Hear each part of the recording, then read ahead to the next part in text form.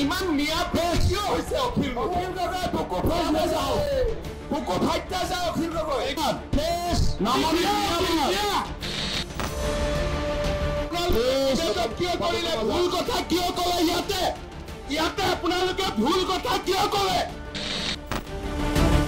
40 ঘৰ মানুহৰ কথা ক'ব আহে বৰপেটাত শংকৰদেৱ মাধৱদেৱ থকা জেগাখিনিত 40 জন অসমীয়া আছে আৰু সেইটো আপোনালোকে ক'ব খোজে মুখ খুলি নল'ব দেই আৰু চেয়াৰমেন আলীয়ে কয় যে মই ৰক্ষণাবেক্ষণ দিছো আজি অসমীয়া ইমান দুৰৱস্থা হ'ল আজি অসমীয়া ইমান দুৰৱস্থা হ'ল যে আপুনি ৰক্ষণাবেক্ষণ দিব লাগে আপুনি ৰক্ষণাবেক্ষণ দিব লাগে কোন হয় চেয়াৰমেন আলী যেতিয়া ভুল আপোনালোকে সাইন্টিফিক ৰিপ্লাই শুনক চেয়াৰমেন আলী ডাঙৰীয়া প্লিজ হোৱা নাই আচ্ছা প্লিজ চেয়াৰমেন আলী ডাঙৰীয়া let the honorable chief minister complete his speech অধ্যক্ষ মুখ্যমন্ত্ৰী ডাঙৰীয়াৰ স্পীচটো শেষ কৰিব দিয়ক তেওঁৰ ৰিপ্লাইটো এটাটো মই ৰিকুৱেষ্ট কৰিম ডিছকুৱালিফিকেশ্যন মুখ্যমন্ত্ৰীয়ে অসমত কাজিয়া লগাব লাগিব Akhil Gogoi you are suspended for 10 minutes Akhil Gogoi you are suspended for 10 minutes কাজিয়া লগাব বুলি ইমান মিয়া কিয় হৈছে অখিল গগৈ বুকু ফাইটা যাও অখিল গগৈ প্লিজ নামনিৰ মিয়াবাদ প্লিজ নামনিৰ মিয়াবাদ প্লিজ লগাবলৈ নহয় ৰিপ্লাই শুনক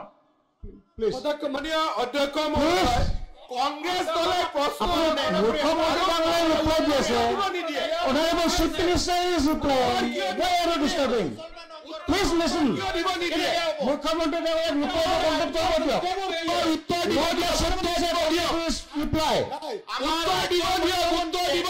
please আৰে উত্তৰ দিম ৰাতি 2টা বজালৈ মই উত্তৰ দিম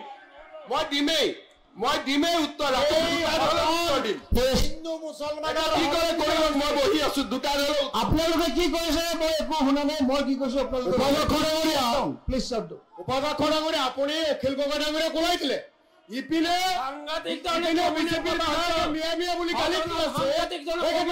দিছে অধ্যক্ষ মহোদয় বিজয় মহোদয় প্লিজ sit down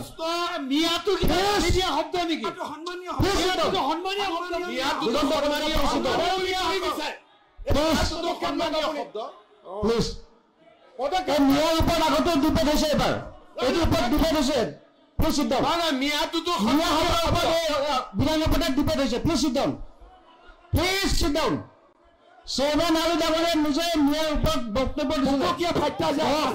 আপুনি এইটো কৰি ভাল পায় বুলি কৈছে প্লিজ আপুনি ক'লে বুকু ফাইটা যায় মাননীয় অধ্যক্ষ মহোদয় প্লিজ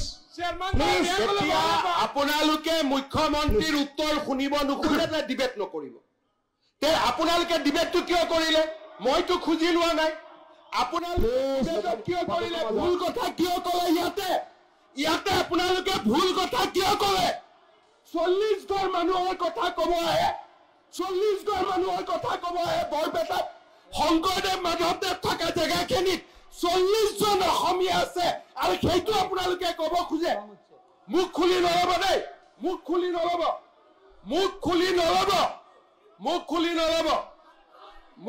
নল'ব মই ইমানে কৈ আছো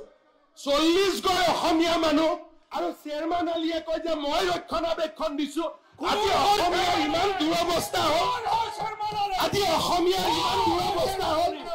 যে আপুনি ৰক্ষণাবেক্ষণ দিব লাগে আপুনি ৰক্ষণাবেক্ষণ দিব লাগে কোন হয় চেয়াৰমেন আলী আপোনালোকৰ মানুহৰ তাতে যিমান হিন্দু খেদিলে মানুহখিনিক লৈ আহক মই কৈ আছো শুনি যাওক ক'ব কিয় নিদিয়ে ডাটাটো আপোনালোকে বহিলেহে মই ক'ব পাৰো আপোনালোকে যদি নবহে মই ক'ৰ পৰা ক'ম আপোনালোকক মই ক'লো নে নাই যে পুলিং বুথ ৱাইজ আৰে মই আপোনালোকক ক'লো নাই যে মই পুলিং বুথ ৱাইজ ডাটা দিব গৈ আছো মই দি আছো আপোনালোকে এটা শুনি লওক মুখ্যমন্ত্ৰী ডাঙৰীয়া ৰিপ্লাই শুনক তাৰপিছত কিবা ক'বলগীয়া আছে যদি ক'ব যদি আপোনালোকে ৰিপ্লাই নুশুনে তেনে বিতৰ্ক ক'বলগীয়া আছে আই উইল গিভ টাইম কিয় কৰে যদি মোৰ ৰিপ্লাই শুনিব ভয় কৰে শুনক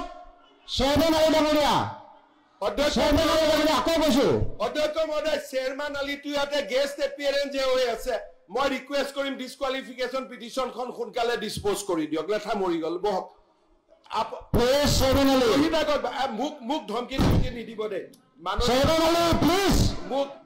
মোক ধমকি দিয়াৰ প্ৰেক্টিচ নকৰিব চেয়াৰমেন আলী ডাঙৰীয়া না আপুনি ঘাটকা গতিকে আপুনি বেছি কথা নকয় বহি থাকক